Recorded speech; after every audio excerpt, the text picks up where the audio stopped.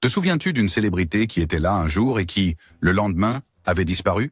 Nous ne parlons pas de célébrités qui se retirent de la lumière des projecteurs. Nous allons parler des personnes qui étaient là un jour et disparues le lendemain, sans explication claire ni conclusion. C'est comme si elles étaient coincées dans un roman mystérieux qui n'a jamais été terminé. Amelia Earhart, l'icône de l'aviation. Amelia Earhart a disparu en essayant de faire le tour du monde en avion. Elle était sur la dernière étape de son voyage historique, visant à devenir la première femme à faire le tour du monde en avion. Amelia, avec son navigateur Fred Noonan, était en route vers l'île Howland dans le Pacifique lorsque les transmissions radio ont brusquement cessé. Hors service. Son dernier message connu indiquait qu'elle était à court de carburant et avait du mal à établir le contact avec les équipes au sol. Nous devons être sur vous, mais ne pouvons pas vous voir. Le carburant est bas. Impossible de vous joindre par radio. Nous volons à 1000 pieds. Quelques instants plus tard, toute communication a cessé. Les efforts de recherche ont été massifs, mais aucune épave n'a jamais été retrouvée. Certains disent qu'elle s'est écrasée et a sombré dans l'océan. D'autres pensent qu'elle a atterri sur une île inhabitée et y a vécu ses jours. Il y a des questions comme « A-t-elle été capturée par les Japonais ?» Il y a même une théorie selon laquelle elle aurait changé d'identité et vécu au New Jersey. Richie Edwards. Richie Edwards, le guitariste et parolier des Manic Street Preachers, a disparu le 1er février 1995. Il a été vu pour la dernière fois quittant un hôtel de Londres tôt le matin, juste avant la tournée américaine du groupe. 2 semaines plus tard, sa voiture a été retrouvée abandonnée près du pont de Séverne, un lieu connu pour ses fins tragiques, mais Richie lui-même n'a jamais été retrouvé. Pendant des années, les fans et les proches ont cherché des réponses. Certains croyaient qu'il s'était suicidé, incapable de fuir ses problèmes.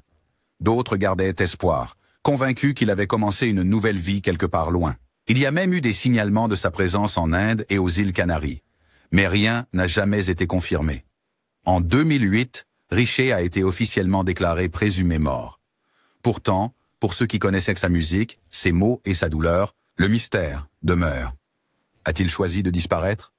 Ou s'est-il perdu dans l'obscurité dont il écrivait si souvent? Personne ne saura jamais vraiment. Jen Spangler.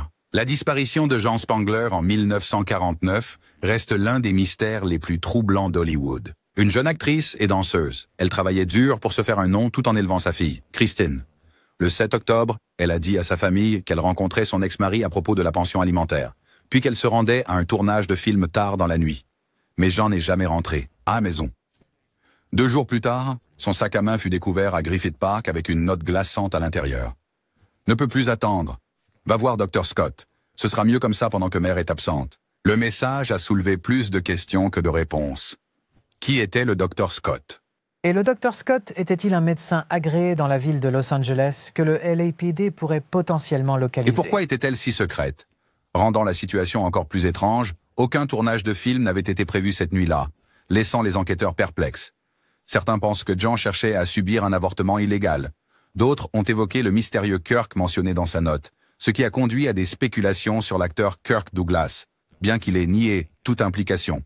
Jimmy Hoffa. La disparition de Jimmy Hoffa en 1975 reste l'un des plus grands mystères non résolus de l'histoire américaine. En tant que dirigeant puissant de la fraternité internationale des Teamsters, il était à la fois admiré et craint. Mais le 30 juillet, Hoffa s'est rendu dans un restaurant de Détroit pour une réunion avec 2 mafieux connus et n'a jamais été revu. Malgré des enquêtes massives, le sort de Hoffa reste inconnu.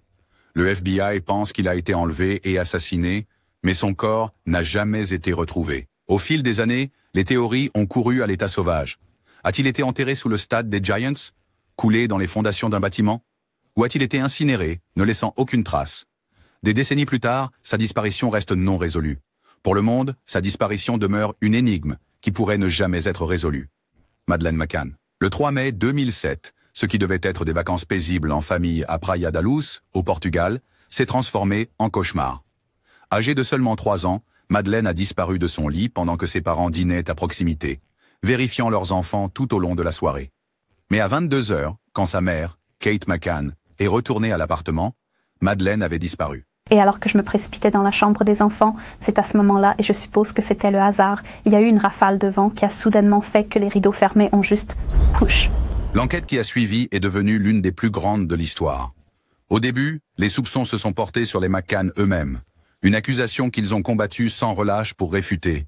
Mais ensuite, l'attention du cas s'est tournée vers la possibilité glaçante. possibilité d'enlèvement. Des témoins se souviennent avoir vu un homme portant un petit enfant cette nuit-là, mais malgré d'innombrables recherches, pistes et théories, personne ne sait avec certitude ce qui est arrivé à Madeleine. Des années ont passé, mais les questions demeurent. A-t-elle été enlevée? Est-elle toujours en vie quelque part? Pour ses parents, l'espoir ne s'évanouit jamais. Pour le monde, son cas est un rappel déchirant de la manière dont, en un instant, un enfant peut disparaître sans laisser de traces. D.B. Cooper, pas une célébrité, mais la façon dont il a disparu l'a rendu célèbre dans de nombreux films et émissions de télévision. L'histoire de D.B. Cooper est l'un des plus grands mystères de tous les temps. C'était un criminel légendaire. En 1971, il est monté à bord d'un avion à Portland, Oregon, pour le détourner. Tout d'abord, la configuration de vol qu'il avait demandé ne permettait pas un vol direct vers Mexico. Ainsi, Cooper a proposé un arrêt pour ravitaillement à Phoenix, Yuma ou Sacramento. Il ressemblait à n'importe quel autre passager. Mais une fois l'avion en vol, il a remis une note à une hôtesse de l'air. Au début, elle l'a ignoré, pensant qu'il flirterait simplement. Mais ensuite, il lui a chuchoté. « Mademoiselle, vous feriez mieux de lire ça. » « J'ai une bombe. » Cooper a calmement dit à l'équipage ce qu'il voulait.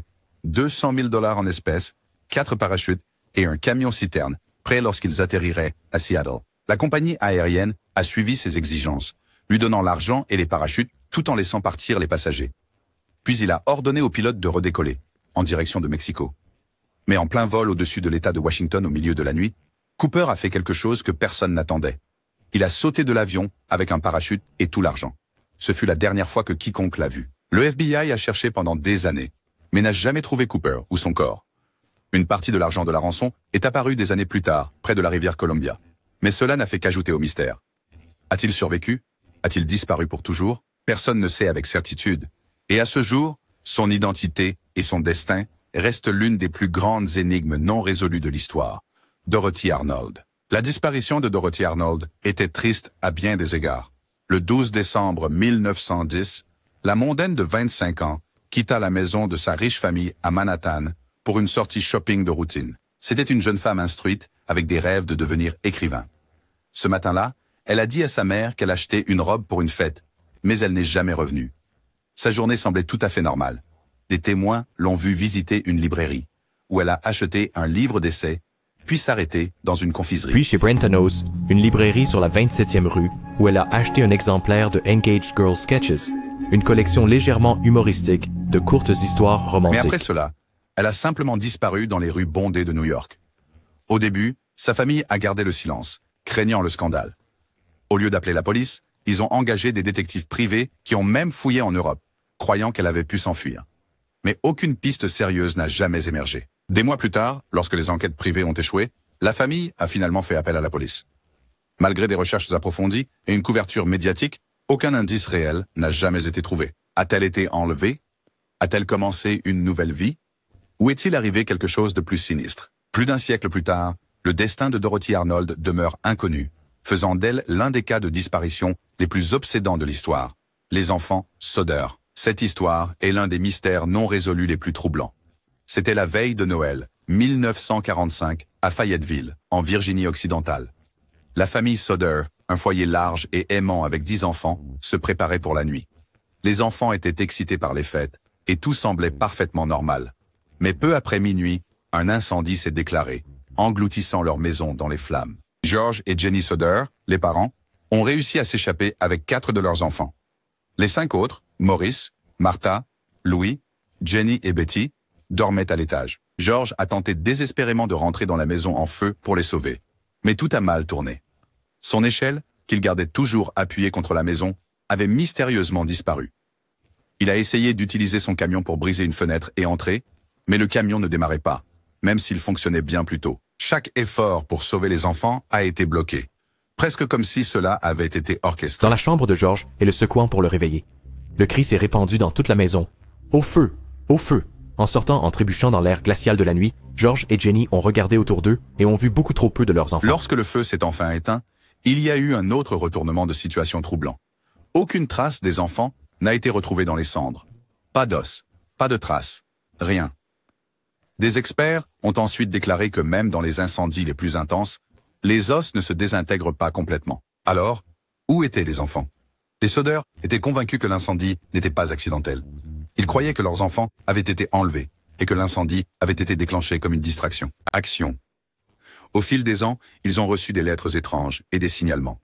Un jour, Jenny a trouvé un morceau d'un objet en caoutchouc vert près du site, qu'elle croyait être un engin incendiaire, renforçant leur suspicion de jeu déloyal. Dans un autre rebondissement glaçant, ils ont reçu par la poste une photographie des années plus tard, prétendument montrant l'un des garçons disparus en tant qu'adulte.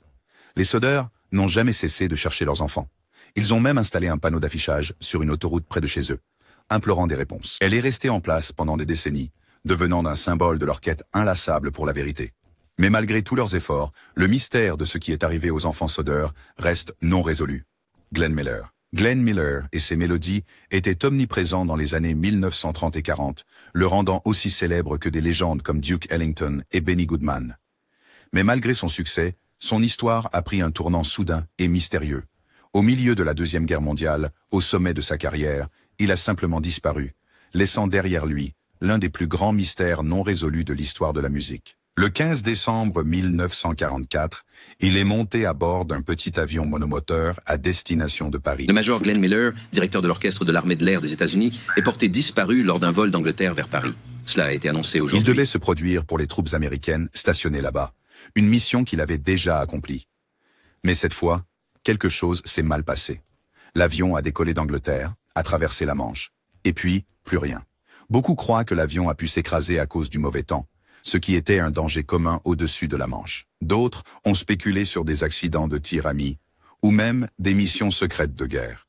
Mais sans épave, sans corps et sans réponse, la disparition de Glenn Miller reste un mystère inquiétant qui hante encore le monde de la musique et les livres d'histoire à ce jour. Rockefeller. Pouvez-vous imaginer être le fils de l'une des familles les plus riches du monde? Michael Rockefeller avait tout, l'argent, la célébrité, les opportunités et la chance de vivre une vie de luxe. Michael aurait pu vivre la vie d'un mondain d'élite, assistant à des soirées chics et faisant les gros titres dans les pages mondaines. Mais cela ne lui suffisait pas. Alors, dans les années 1960, il a décidé de devenir anthropologue. Sa passion pour les cultures l'a conduit à voyager dans certaines des régions les plus reculées du monde. Un de ses voyages les plus chers l'a mené en Nouvelle-Guinée. En 1961, lui et Michael Rockefeller étaient en expédition avec un compagnon nommé René Wassing. Ils avaient été dans la région depuis un certain temps, documentant la vie des Asmat, une tribu connue pour ses sculptures sur bois élaborées et sa culture guerrière. Mais pendant un voyage en pirogue de routine, quelque chose s'est passé. Le 19 novembre, Michael et René sont partis en canoë le long de la rivière Mamberamo pour visiter une autre tribu, les Mogoy, à environ 60 miles. Ils naviguaient dans les eaux troubles de la rivière lorsque le désastre a frappé. Le canoë a chaviré et les deux hommes ont été jetés à l'eau. René a réussi à nager jusqu'à la rive. Mais Michael, selon le récit de René, a continué à se débattre dans l'eau avant d'être emporté par le courant. Ensuite, il a passé 6 mois dans l'armée et sa famille s'attendait à ce qu'il prenne ensuite sa place dans l'empire commercial Rockefeller. René a plus tard affirmé que Michael avait tenté de nager vers le rivage, mais qu'il n'y était pas arrivé. À la tombée de la nuit, et après n'avoir rien entendu de Michael, René est retourné à leur camp de base et a alerté leur guide. Incroyablement, malgré des efforts de recherche intensifs par les autorités néerlandaises et d'autres groupes, Michael Rockefeller n'a jamais été retrouvé. Bison Deal. Au milieu des années 90, Bison Deal était une star de la NBA, jouant pour des équipes comme Orlando Magic, Chicago Bulls et Detroit Pistons. Mais malgré son succès, il était connu pour son caractère libre et imprévisible. Puis en 2002, il a disparu sans laisser de traces. Il n'a pas seulement pris sa retraite du basketball, il a disparu du monde entier. À la mi-été, Bison a pris la mer sur un yacht nommé Hakuna Matata, avec sa petite amie, Serena Carlan, et son frère aîné, Miles, de bord. C'était censé être une escapade paisible, mais quelque chose a mal tourné. Lorsque le bateau a été retrouvé à Tahiti, seul Miles était resté. Il a affirmé que Serena était morte dans un accident, ce qui a conduit à une bagarre où Bison a également été tué. Il a dit qu'il n'avait pas eu d'autre choix que de se débarrasser de leur corps en mer. Retour au jour du match lui-même et remarquez le joueur le plus proche de Jordan, celui qui se tient juste à sa droite. C'est Brian Williams. Les autorités n'ont jamais retrouvé Bison ou Serena, et l'histoire de Miles était pleine de bévues. Avant que la police puisse le questionner pour obtenir plus de détails, Miles a fait une overdose d'insuline et est mort.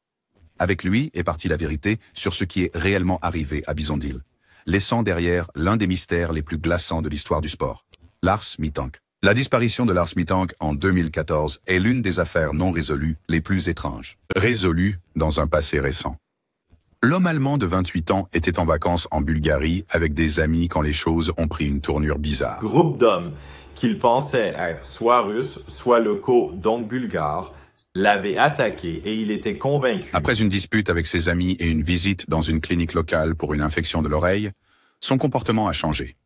Il est devenu paranoïaque, disant à ses amis que quelqu'un le poursuivait. Le jour où il devait rentrer chez lui, Lars était à l'aéroport de Varna quand les choses ont pris une tournure encore plus étrange.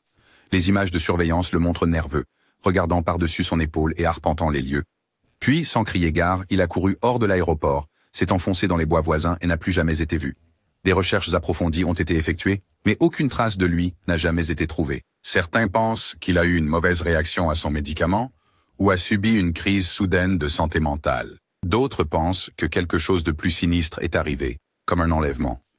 Quelle que soit la vérité, la disparition de Lars Mittank reste un mystère glaçant qui pourrait ne jamais être résolu. Jim Sullivan.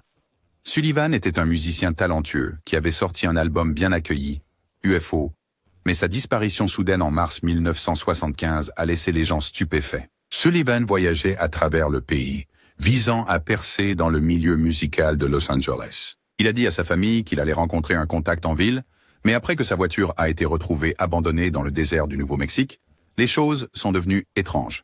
La voiture a été découverte avec les clés sur le contact et sa guitare encore à l'intérieur. Ce qui a vraiment suscité des interrogations, c'est le fait que le véhicule était garé sur une route isolée sans signe de lutte. Un auteur-compositeur-interprète du Nebraska a disparu dans le désert du Nouveau-Mexique. Dans les jours précédant sa disparition, Sullivan aurait mentionné des expériences étranges, y compris une vision d'un ovni dans le désert. Certaines personnes croient qu'il pourrait avoir rencontré des ennuis, possiblement liés à sa carrière musicale ou à ses luttes personnelles. D'autres spéculent qu'il était mentalement instable et s'est égaré dans le désert, succombant aux conditions difficiles. Connie Converse. Connie était une auteure-compositrice-interprète dans les années 1950 et 60, souvent comparée à Bob Dylan pour ses paroles introspectives et poétiques. Cependant, malgré son talent, elle n'a jamais atteint la renommée qu'elle méritait, et au début des années 1970, sa carrière musicale était effectivement terminée. En août 1974, Connie a laissé une lettre à sa famille leur disant qu'elle partait sans laisser de traces pour recommencer à zéro et qu'elle ne voulait pas être retrouvée. Elle a emballé ses affaires et a quitté son domicile dans le New Jersey. Personne ne l'a jamais revue. Sa famille la cherchait dans les murmures du vent et les visages des passants, mais elle restait une énigme, une chanson sans fin. Sa voiture a été retrouvée abandonnée plus tard, mais Connie elle-même n'a jamais été retrouvée.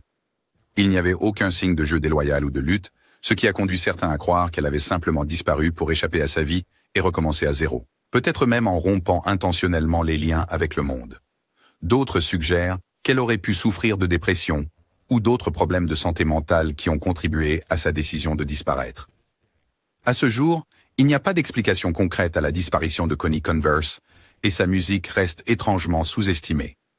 Harold Holt. Holt est Premier ministre de l'Australie depuis 1966.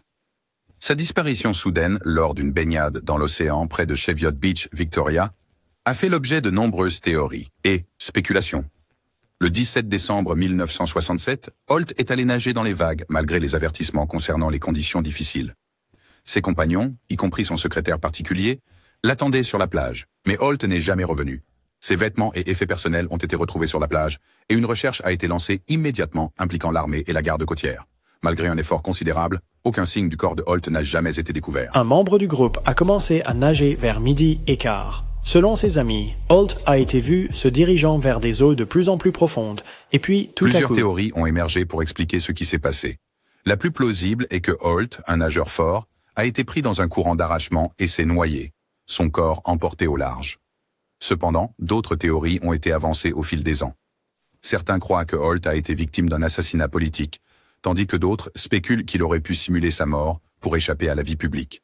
Ambrose Bierce. Bierce était célèbre pour des œuvres comme The Devil's Dictionary et An Occurrence at Owl Creek Bridge, ainsi que pour sa couverture de la guerre civile américaine. Cependant, dans ces dernières années, Bierce est devenu de plus en plus désillusionné par la vie et le monde qui l'entourait. En 1913, à l'âge de 71 ans, Bierce a décidé de se rendre au Mexique pour être témoin de la révolution mexicaine de première main espérant écrire sur le conflit. Il a quitté sa maison à Washington, D.C., et s'est dirigé vers la ville frontalière de Ciudad Juárez. La dernière lettre que Bierce a écrite à ses amis aux États-Unis était remplie de remarques cryptiques, et il y mentionnait qu'il se dirigeait vers les lignes de front de la Révolution. Après cela, Bierce n'a plus jamais été entendu. Bierce a documenté le tumulte de la Révolution dans des lettres à ses correspondants. Plusieurs théories ont été proposées pour expliquer sa disparition. Certains pensent qu'il est mort au Mexique, soit au combat, soit en raison des dures conditions de la Révolution. D'autres croient qu'il a peut-être disparu intentionnellement, cherchant à mettre fin à sa vie d'une manière qui soit cohérente avec sa vision cynique de l'existence. Une autre théorie suggère que Bierce a été capturé par des rebelles ou des soldats mexicains, et son sort reste un mystère tragique. Sean Flynn, fils de la légende hollywoodienne. Errol Flynn, Sean était un journaliste et photographe talentueux, devenu célèbre pour son travail de couverture de la guerre du Vietnam pendant les années 1960 et 1970. Il était attiré par les zones de guerre, pas seulement en tant que reporter, mais comme quelqu'un qui ressentait une profonde connexion avec les histoires là-bas. En avril 1970, alors qu'il couvrait la guerre au Cambodge, Sean Flynn, avec son collègue, le photographe Dana Stone, a été capturé par des soldats Khmers rouges. Ils voyageaient à moto lorsqu'ils ont été arrêtés par un groupe de soldats armés. Leur dernière photographie connue et un rapport indiquaient qu'ils étaient vivants lorsqu'ils ont été pris, mais on ne les a jamais revus. Les circonstances entourant leur disparition restent floues. Bien qu'il y ait eu divers rapports et rumeurs au fil des ans, aucune preuve concrète n'a fait surface concernant leur sort. Certains pensent qu'ils ont été tués peu après leur capture, tandis que d'autres supposent qu'ils ont été retenus en captivité pendant des années, vivant possiblement sous d'autres identités. Azaria Chamberlain. L'affaire Azaria Chamberlain est l'une des disparitions les plus tristement célèbres et tragiques de l'histoire australienne. En août 1980, Azaria Chamberlain, un bébé de 9 semaines, campait avec ses parents, Lindy et Michael Chamberlain, à Uluru, dans l'outback australien. La famille avait installé le camp dans le parc national, une destination touristique populaire, lorsqu'un incident se produisit qui allait changer leur vie à jamais. Lindy Chamberlain a affirmé que pendant qu'elle était dans la tente en train de préparer le dîner, elle a entendu un bruit et est sortie pour constater que sa petite fille avait été emportée par un dingo, un chien sauvage natif de la région. L'histoire de Lindy et Michael a d'abord suscité de la sympathie, mais avec le temps, des doutes ont commencé à émerger concernant le récit de Lindy. La police, poussée par des soupçons croissants, a enquêté minutieusement sur l'affaire et a finalement conclu que Lindy avait tué sa fille. Ils ont soutenu que l'histoire du dingo était une dissimulation et que Lindy avait simulé la mort d'Azaria pour cacher son propre inaction. En 1982, Lindy Chamberlain a été condamnée pour le meurtre d'Azaria et condamnée à la prison à vie. Elle a attrapé le bébé! Cependant, une série d'incohérences dans l'affaire a provoqué un tollé public et au fil des années, l'enquête a été rouverte. En 1987, de nouvelles preuves ont émergé, notamment une découverte cruciale qui soutenait la théorie originale selon laquelle un dingo aurait effectivement pu emporter Azaria. Cela a conduit à la libération de Lindy de prison. Et, en 1992, la Haute Cour d'Australie a annulé sa condamnation, reconnaissant qu'il y avait eu une erreur judiciaire.